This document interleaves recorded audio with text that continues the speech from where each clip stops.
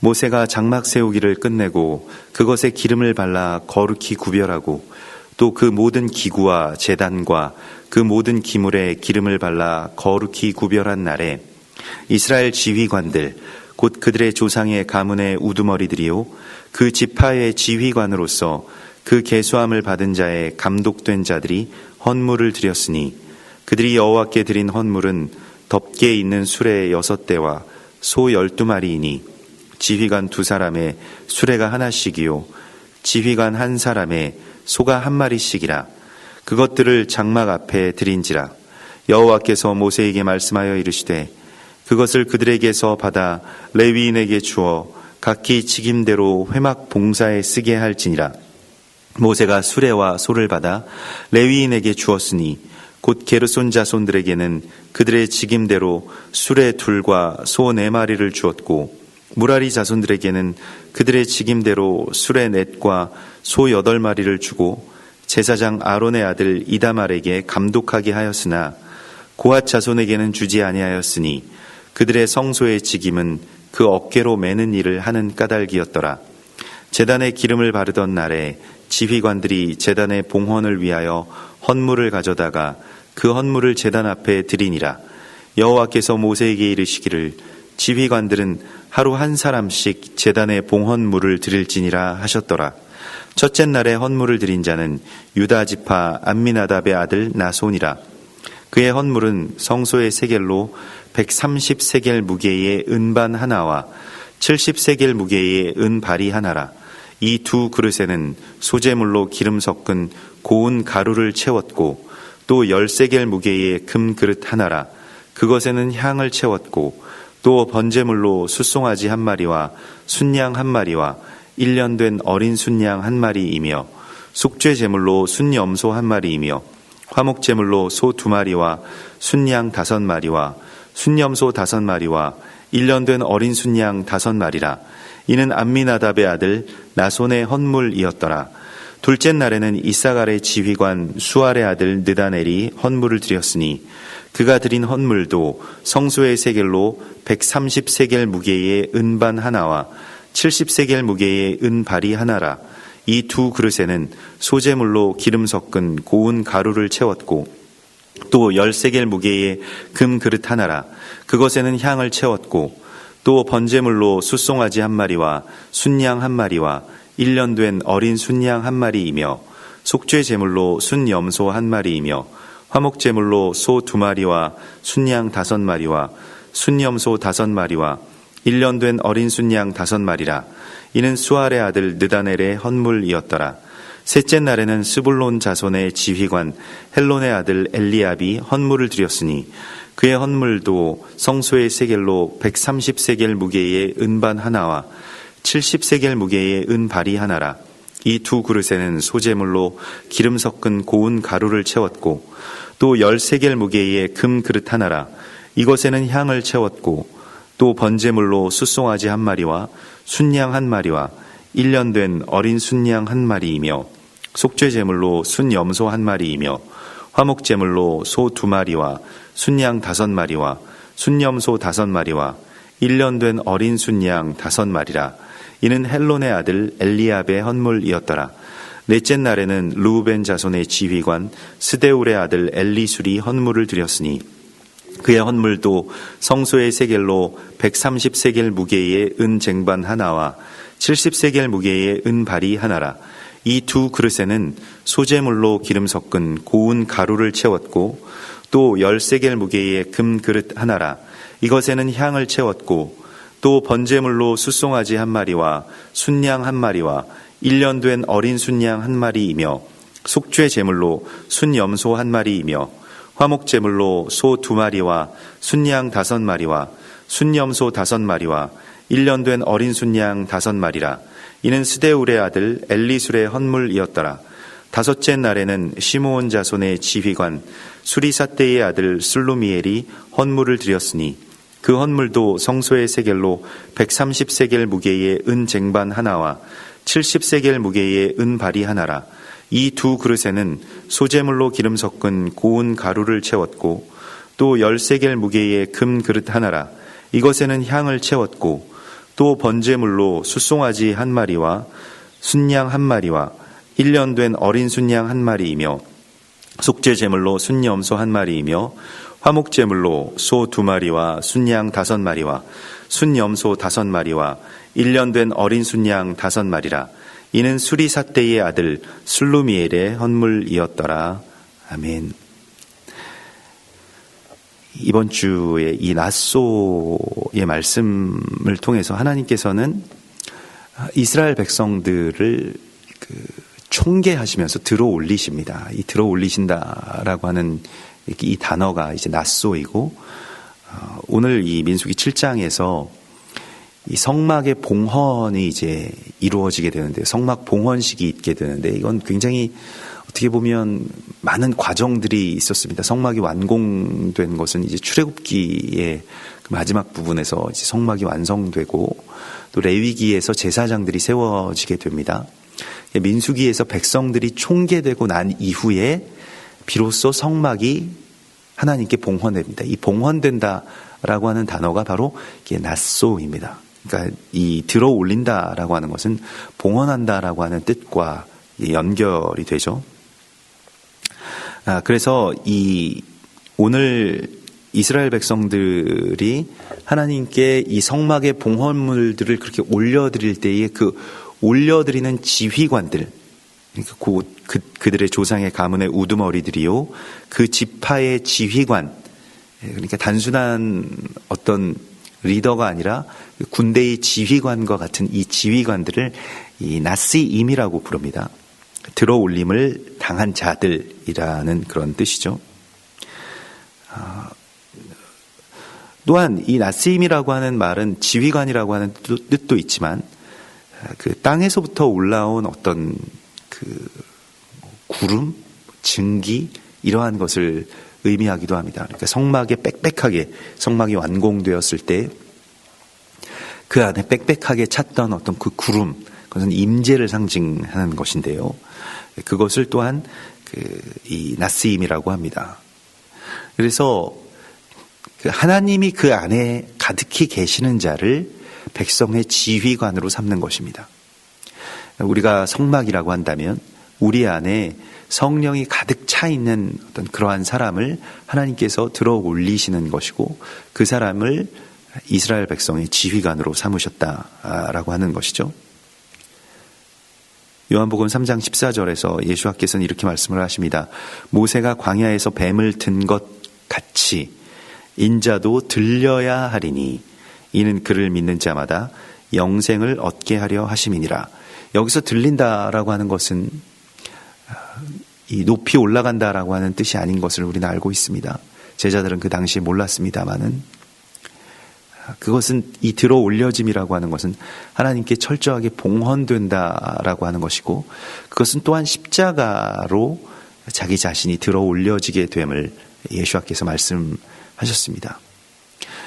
우리가 성령의 사람이 된다는 것, 우리가 하나님의 백성으로 총계되고 들어 올려짐을 받는다는 것, 그것이 바로 우리 스스로의 삶이 이제는 십자가에 못 박혀지고 그리스도 예수와께서 사시는 그러한 삶으로의 거듭남을 의미하는 것입니다.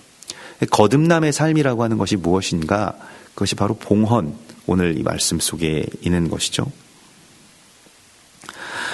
그래서 주님께서 이 이스라엘 백성들의 이 봉헌물을 받으시면서 지금 이 성막이 온전하게 그리스도 예수와의 몸으로, 그리고 이스라엘 백성들의 이 총합으로 이렇게 세워지게 되는 것, 들어 올려지게 되는 것을 말씀을 하십니다. 특별히 민수기 7장의 말씀은 한우카 때 항상 이 말씀을 같이 공동으로 읽고 선포하게 됩니다. 한우카라고 하는 것은 이제 봉헌이라는 뜻을 갖고 있기 때문에 이스라엘 백성들이 봉헌하였을 때에 성막이 봉헌된다라고 하는 것에 이 정확한 의미가 또한 한우카를 통해서 우리 가운데 계시됩니다. 한우카는 이제 수전절이라고 해서 이 성막을 다시 회복해서 하나님께 봉헌해서 드리는 날로 그렇게 우리가 드리지 않습니까? 그 성탄의 그 시즌 가운데 실제로는 이 헬라의 군대가 성전을 유린하고 그곳을 돼지피를 가득 채운 그 제우스의 신전으로 그렇게 회파하였을 때에 다시 이제 그곳에 이 레위인 가문인 마카비 형제들이 들어가서 또한 그곳을 회복하고 또 거기에 불을 다시 그렇게 밝히고요. 거룩한 기름으로 불을 밝힌 그 날을 이제 기념하는 것으로 지키고 있습니다. 근데 그때에 이제 하나님 앞에 백성들이 나와서 읽게 되는 바로 그 본문이 바로 오늘 민수기서 7장의 본문인 것이죠. 우리에게도 이 회파된 성전을 다시 회복해야 될 사명이 있습니다. 오늘날에 많은 성전들이 있고 또 많은 교회가 있습니다. 그것이 어떻게 하나님께 온전하게 봉헌되겠는가, 온전하게 드려지겠는가, 하나님께 바쳐지는 것이 확정되겠는가 라고 하는 것을 하나님이 우리에게 말씀하시고 있는 것이죠. 이 하누카라고 하는 이 봉헌이라고 하는 말은 기른다, 양육한다, 교육한다라고 하는 뜻을 갖고 있습니다. 그래서 이 아브라함의 장막 가운데서 이제 길리워진 자들 400명, 400여 명이 가나안 전쟁에 이제 나가게 되죠. 그래서 그 가나안 땅을 회복할 때 그 길리워진 자 할 때 하누크라고 하는 말을 씁니다. 봉헌이라고 하는 그런 뜻이죠. 그래서 우리가 오늘 또 이 땅 가운데서 성막의 봉헌의 장면을 바라보면서 특별히 우리 자신이 또 교회가 하나님께 드려진다라고 하는 것은 어떤 과정들을 거쳤는가라고 하는 것을 다시 한번 우리가 살펴볼 필요가 있습니다. 제사장의 아들들의 죽음이 있었고요. 그냥 단순히 성막이 완성되고 제사장들이 세워져서 봉헌되는 것이 아닙니다. 백성들의 마음이 또한 하나님 앞에 이러한 것들을 드릴, 자기 자신들을 산 제물로 드릴 그러한 성령이 부어져야만 되는 것이죠. 성령이 부어졌을 때 교회가 세워졌습니다. 그 교회라고 하는 것은 어떤 건물의 의미가 있지 않았고 백성들 안에 거하시는 성령님, 그 성령님의 거처가 되는 백성들의 그 상태가 바로 교회가 되었습니다. 오늘 하나님께서 우리에게 말씀하시는 것도 이스라엘 백성들의 지휘관들이 그 들어올림을 받은 자들이 하나님께 또 무엇인가를 들어올려서 봉헌하고 있는 이 장면 속에서 우리가 이 땅에서 하나님 앞에 드려지게 되고 또한 봉헌되게 되는 그 길로 우리를 이끄시고 있습니다. 그래서 주님께 이와 같은 봉헌물들을 드리게 되는데 12지파에 서 드리는 이 봉헌물들을 보면 이 3절에 덮개 있는 수레 6대가 있고요. 그래서 수레 한 대를 두 지파가 함께 합력하여서 드리게 되죠. 그리고 소 12마리, 각 지파별로 한 마리씩 드리게 되고요. 그 지휘관 두 사람의 수리가 하나씩이요, 지휘관 한 사람의 소가 한 마리씩이라. 이것을 장막 앞에 드렸다라고 그렇게 말을 하고 있습니다. 그래서 먼저 이 헌물에 있어서 수레를 드린다라고 하는 것을 우리가 주목해야 되는데요. 수레라고 하는 것은 아갈라라고 해서 이게 선회하면서 돈다라고 하는 그런 뜻입니다. 이게 성경에서 굉장히 중요한 개념으로 쓰이는 어떤 방향성인데요. 이 선회하면서 돈다라고 하는 것이 이게 이 토라의 말씀을 읽고 그 말씀을 따라 걷는다라고 하는 그 삶의 어떤 이 방향성을 말씀을 합니다. 이 헬라적인 개념은 이게 직진성이죠. 그냥 어딘가를 향해서 가면 그냥 쭉 가는 것입니다. 직선으로. 그게 가장 효과적이고 그게 가장 빨리 갈 수 있다라고 생각을 합니다만은 성경적 개념에서의 이 방향성은 항상 이렇게 회전하면서 나아가게 됩니다. 다시 제자리로 돌아오는 것 같지만은 그게 어떤 쳇바퀴처럼 정확하게 다시 제자리로 돌아오는 것이 아니라 어딘가를 향해서 나아간다라고 하는 것입니다. 그러니까 우리가 봄, 여름, 가을, 겨울이라고 하는 것이 이렇게 선회하면서 계절이 돌지만은 그러나 그 도는 것이 꼭 같은 봄이 아니고 꼭 같은 여름이 아니고 꼭 같은 가을, 겨울이 아닌 것이죠. 어딘가를 향해서 나아가고 있고 무엇인가가 변화되고 있는 것입니다. 이것을 아갈라라고 하는 것이고요. 토라의 말씀도 이게 토라 두루마리라고 이렇게 표현을 하고 실제로 모양도 그렇습니다. 창세기부터 레위기, 신명기 이렇게 해서 계시록까지 쭉 나가고 다시 창세기로 돌아오고 나가고 창세기로 돌아오고 하는 이러한 그 선회가 우리의 삶과 같이 어떻게 보면 같이 발걸음을 같이 하면서 쭉 나아가게 된다라고 하는 것이죠. 이것을 어떻게 보면 이 나선형적인 구조라고 할 수 있겠는데요. 이렇게 돌면서 어딘가를 향해서 올라가고 있는 어떤 그러한 장면이고요. 전체 우주가 다 이러한 방향성을 가지고 어딘가를 향해서 나아가고 있다라고 합니다. 그러니까 그 지구도 지금 회전하고 있죠. 또 이 은하계 안에서 우리가 또한 공전하고 있습니다. 태양을 중심으로 해서. 그리고 이 전체의 은하계도 뭔가 돌면서 회전하고 공전하면서 이렇게 어딘가를 향해서 나아가고 있다는 것입니다. 그러니까 그 자리가 그냥 같은 자리에서 계속 도는 것이 아니라는 겁니다. 공전을 하면서 또 조금씩 어딘가를 향해서 나아가고 있다는 그러한 개념입니다. 이것이 인생에 있어서도 삶에 있어서도 가장 중요한 어떤 방향성인 것을 우리가 보게 되고요. 절기라고 하는 말을 모에딤이라고도 하지만 하그라고도 하는데요. 이 하그라고 하는 말이 바로 선회하다, 빙빙 돌다 라는 그런 뜻입니다. 이 빙빙 돌다라고 하는 이 말이 절기가 계속 반복되는 것 같지만 또 빙빙 돌다라고 하는 것은 또 춤을 춘다라고 하는 그런 뜻도 있습니다. 그래서 춤추듯이 어딘가를 향해서 행군한다. 군대의 행진을 또한 그 하가그라고 하거든요. 그래서 막 돌면서 이제 나아가게 된다, 행진하게 된다라고 하는 것이죠. 에스겔서에 보면 이 수레 바퀴의 환상들이 굉장히 많이 나옵니다. 그래서 에스겔서의 한 16번 이상으로 이 수레바퀴의 환상에 대한 말씀이 나오는데요. 오늘 이스라엘 백성들이 그 수레바퀴를 하나님께, 수레를 하나님께 덮개 있는 수레를 드리는 것과 관련이 있어 보입니다. 에스겔서 10장에 보면 내가 들으니 그 바퀴들을 도는 것이라 부른다. 그래서 그 바퀴들의 내생물이 있고 그것이 막 그렇게 돌면서 이렇게 나아가게 된다라고 그렇게 환상이 게시되어 있는데요. 바퀴들이 말하자면 수레는 그 바퀴가 중심이죠.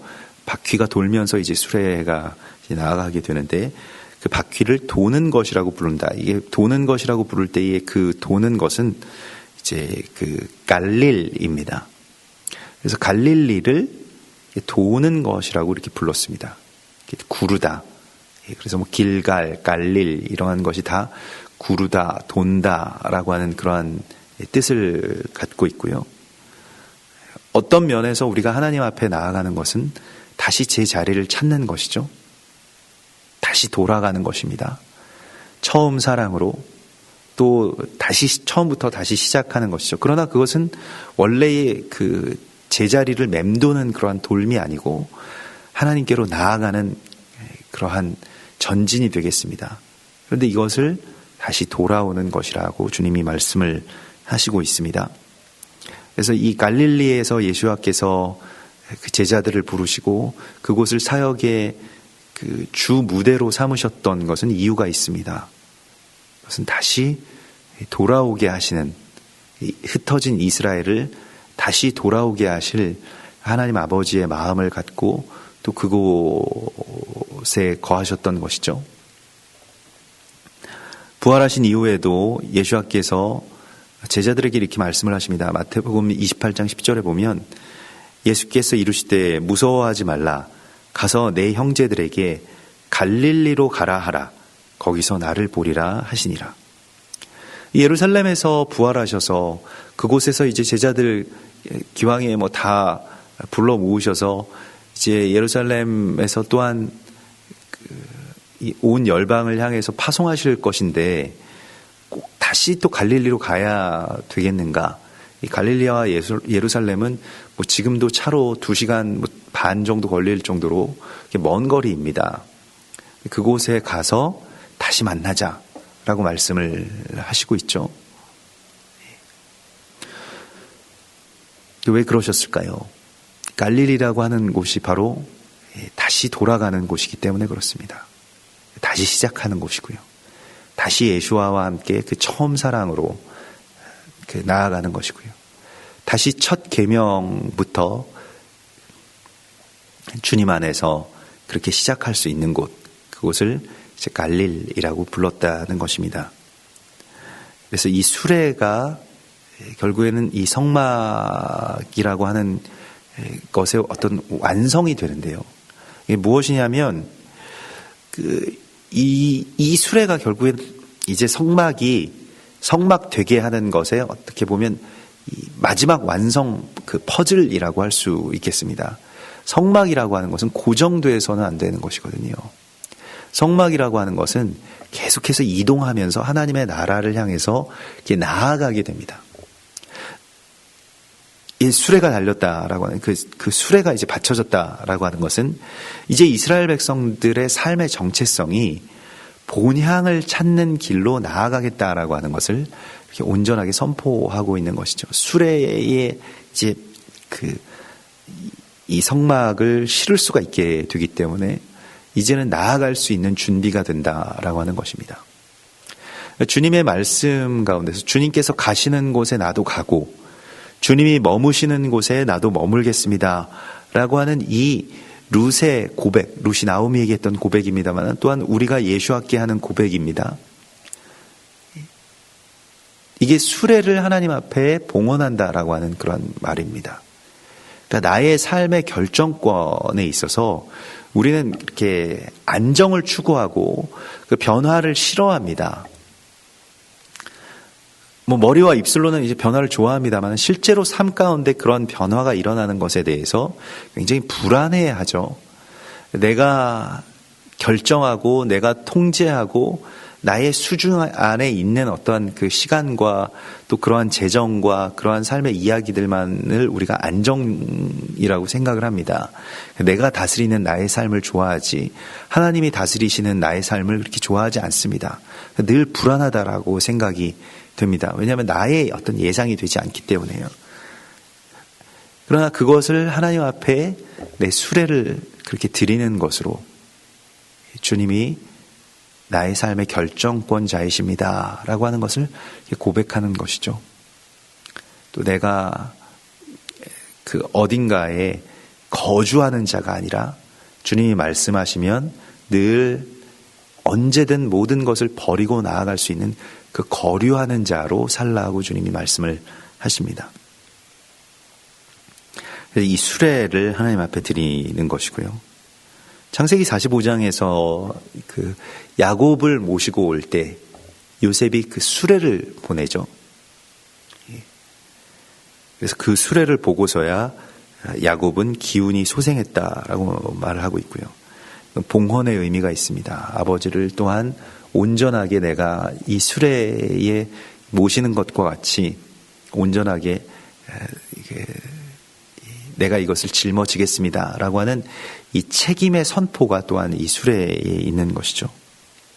누가복음 22장 29절에 보면 내 아버지께서 나라를 내게 맡기신 것 같이 나도 너희에게 맡겨 너희로 내 나라에 있어 내 상에서 먹고 마시며 또는 보좌에 앉아 이스라엘 12지파를 다스리게 하려 하노라.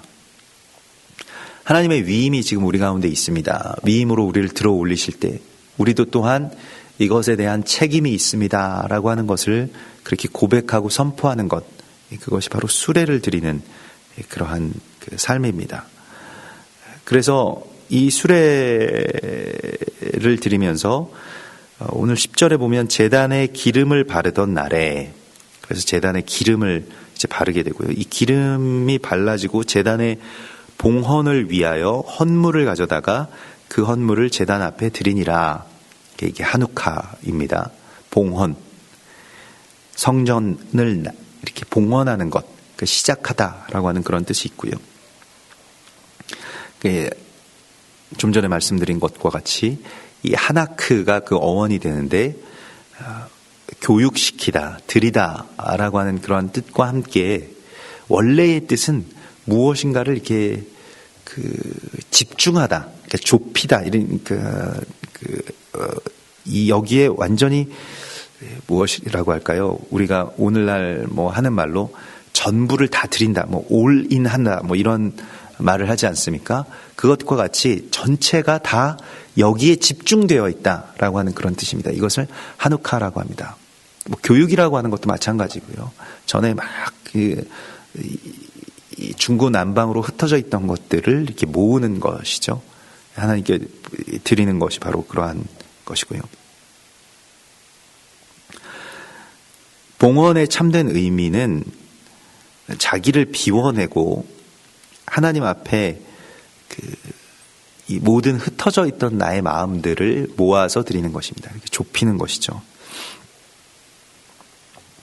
그래서 주님께 자신의 삶을 이렇게 온전하게 드리는 것, 그 봉헌, 그 봉헌물들을 이제 첫째 날, 둘째 날 이렇게 하루하루 그 순서대로 이렇게 드리게 됩니다.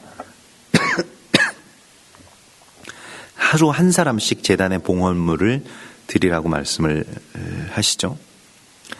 그래서 첫째 날에는 유다 지파가 드리게 되고요. 이제 유다가 그 장자권을 갖고 그 찬송하는 자들로서 이제 처음으로 이제 그 첫째의 어떤 봉헌을 성막에 있어서는 드리게 됩니다. 혈통적으로는 르우벤이 앞서고요. 또 규모에서는 이제 다른 지파들보다 유다가 결코 막 크다라고 볼 수는 없습니다만은, 그러나 유다가 장자의 권을 그렇게 갖게 됩니다. 유다가 첫째 날 드려지게 되고, 둘째 날에는 이제 이사갈의 지휘관들이 이렇게 드리게 됩니다. 그래서 거기에서 이제 드리는 그 예물의 모습들을 보면 은반 하나와, 그러니까 130세겔 무게의 은반 하나와 70세겔 무게의 은발이 하나라. 이 두 그릇에는 소재물로 기름 섞은 고운 가루를 채웠다.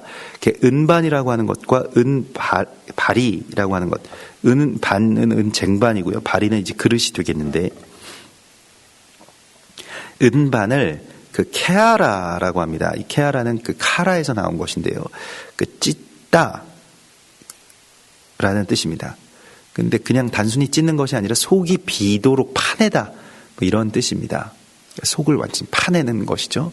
근데 자기 자신의 이 파쇄, 자기의 속을 비워내는 것에 의미, 초점이 맞춰져 있습니다. 요엘서 2장의 말씀이 이 오순절에 이루어지는 응하시는 그러한 예언의 말씀인데, 너희는 옷을 찢지 말고 마음을 찢고 너희 하나님 여호와께로 돌아올지어다. 이 회개를 말씀을 하실 때에 이러한 말씀을 주십니다. 그러니까 은반을 드린다라고 하는 것은 회개를 의미하는 것인데, 회개라고 하는 것은 단순히 그냥 내가 나로서 무엇인가를 뉘우친다라고 하는 뜻이 아니라 내 자신 안에 있는, 속에 있는 생각을 파내버린다는 것입니다. 비워낸다라고 하는 그런 뜻이 되겠습니다. 그것을 회개라고 할 수 있겠습니다. 그리고 은발이라고 할 때 이것은 어떤 그릇을 뜻합니다만은 미즈라크라고 해서 주로 이 미즈라크는 어떤 물을 뿌리기 위해서 이렇게 사용하는, 그렇게 담는 그릇이라고 사전적인 의미가 있습니다. 그래서 여기서도 주발이라고 이렇게 나왔는데, 그런 물을 담기 위한 어떤 그릇, 물을 뿌리기 위한 그런 그릇이고, 거룩한 은혜의 생명 생수를 그렇게 채우기 위한 그릇으로서 우리가 그렇게 존재한다는 것을 주님이 우리에게 말씀을 하시죠. 생수의 강이 우리의 배에서부터 흘러나오게 되는 것과 관련이 있습니다. 그래서 금 그릇도 거기에서 이제 반은 그릇에는 그 소재물을 채우게 되고요. 금 그릇 하나에는 향을 채우게 됩니다. 금 그릇은 이렇게 카프라고 해서 이렇게 오목한 손을 말합니다. 이 오목한 손 크기의 그릇이라고 할 수도 있겠는데요. 여기에는 향을 채웠다. 이 오목한 손에 이 기도를 뜻하는 그 케토레트, 이 향을 채우게 되는데, 이 향이라고 하는 것은 물론 뭐 향의 어떤 냄새, 향기도 납니다만은 향기가 퍼지게 하는 것이기도 하고, 이 향을 가지고 어떻게 합니까? 성전의 그 분향단에서, 이 성막의 분향단에서 이 향연을 이렇게 태워서 드릴 때에 여기서 자기 자신이 가려지게 됩니다. 제단 앞에 나 자신을 가리는 것을 기도라고 이렇게 말을 하는 것입니다. 기도는 어디까지 해야 되냐면 나 자신이 가려지기까지 하는 것입니다. 나의 모든 어떤 품성, 생각, 사상, 주장, 이러한 것들이 다 가려질 때 기도가 되는 것이라고 할 수 있겠습니다. 그것을 다 드러내는 것이 아니고 가려져야만 우리가 살 수 있고, 가려지는 것이 이 제단의 이 향기라고 주님 말씀하십니다. 이것을 이제 드리는 것이죠. 그리고 살아있는 제물로는 숫송아지 1마리, 순양 1마리, 1년 된 어린 순양 1마리를 드리게 됩니다. 이게 번제물을 드리게 되는 것이고요. 이 숫송아지라고 하는 것은 바카르라고 해서 쪼개다 또는 부지런히 살피다, 검사하다 라고 하는 것이죠. 분쇄한다라고 하는 그런 뜻을 갖고 있고요. 이 순양이라고 하는 것은 아일이라고 해서 영웅, 우두머리 이러한 뜻입니다. 그리고 또 1년 된 어린 순양이라고 할 때에 이 케베스라고 하는 것인데요. 이 케베스는 뭔가를 지배하다라고 하는 그런 뜻을 갖고 있습니다. 그러니까 양이라고 하는 것은 우리는 양을 굉장히 유약한 동물로만 이렇게 파악하고 있습니다만은 실제로 영적인 어떤 정체성 안에서는 양이라고 하는 것은 어떤 우두머리 또는 무엇인가를 지배하려고 하는 우리의 성정을 이렇게 말합니다. 이게 우리가 별거 아님에도 불구하고 우리가 다 미약한 존재들임에도 불구하고 다 왕처럼 자기 자신을 그렇게 생각하고 생각과 말로는 나라를 다 다스리고 있지 않습니까? 그러한 이 자신의 어떤 이 모습이 있는 거예요. 어떻게 보면 하나님 보시기에는 그 양처럼 어리숙하고 이렇게 미약한 그 존재들입니다만은 우두머리 되려고 하고 또 무엇인가를 지배하려고 하는 그것에서 우리가 그 정체성을 하나님 앞에 드린다라고 하는 그런 뜻이 되겠습니다. 그래서 이러한 제물들을 하나님 앞에 드리면서 우리의 권능과 또 우리의 재능과 또 우리의 어떤 지배권들을 하나님 앞에 올려드리는 이러한 온전한 봉헌, 그것을 하나님께서 우리에게 받으신다라고 말씀을 하십니다. 이제 우리가 이 성막이 봉헌된다라고 하는 것은 이제는 우리의 삶의 모든 것들이 전에 스스로가 띠띠고 원하는 곳으로 다녔던 그런 삶으로가 아니라 수레바퀴를 하나님 앞에 드리고 주님과 함께 행진하면서 춤추듯이 주님의 뜻에 따라서 우리가 온전히 나 자신을 하나님 앞에 봉헌된 그러한 삶으로 드리겠다라고 그렇게 우리가 오늘 고백해야 되겠습니다. 그리고 성령께서 이끄시는 삶, 주님이 우리를 주관하시는 그 길 가운데로 우리가 온전하게 그렇게 봉헌되었음을 우리도 선포하라고 주님이 말씀하십니다. 이것이 성령의 삶이고 이것이 부활의 삶인 것입니다. 같이 기도하겠습니다. 주신 말씀 붙들면서 이 시간 우리 자신의 모든 삶도 또 교회도 주님 앞에 온전하게 봉헌되었습니다 라고 그렇게 고백하면서 주님이 모든 것을 결정하시고 다스리시는 그러한 참 자유의 상태, 참된 샬롬의 길 가운데로 우리를 이끄소서. 그렇게 같이 기도하겠습니다. 주여, 주여, 레키아 바스코, 레키아 바스코 아스카나 멜레케노 알라캄코, 라캄코 아스카나, 스카나 라캄코아, 스카나 라캄코아, 스카나 라캄코아. 주여, 아스카나 멜레케노 알라캄코아, 아바, 아바, 와와와와와와와와와와와와와와.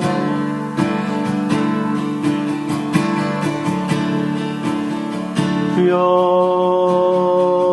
스테나 스테나 스테나 스테나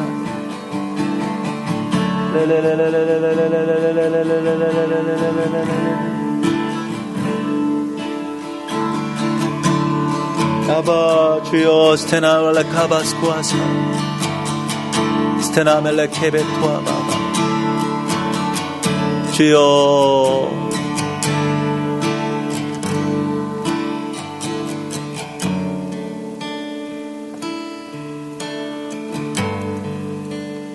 오 주님, 오 주님, 우리가 온전히 주께 봉헌된 자들로 살게 하시고 나 자신의 발걸음이 아니라 성령이 이끄시는 대로 살 수 있도록 우리의 수레바퀴를 주님 앞에 올려드립니다.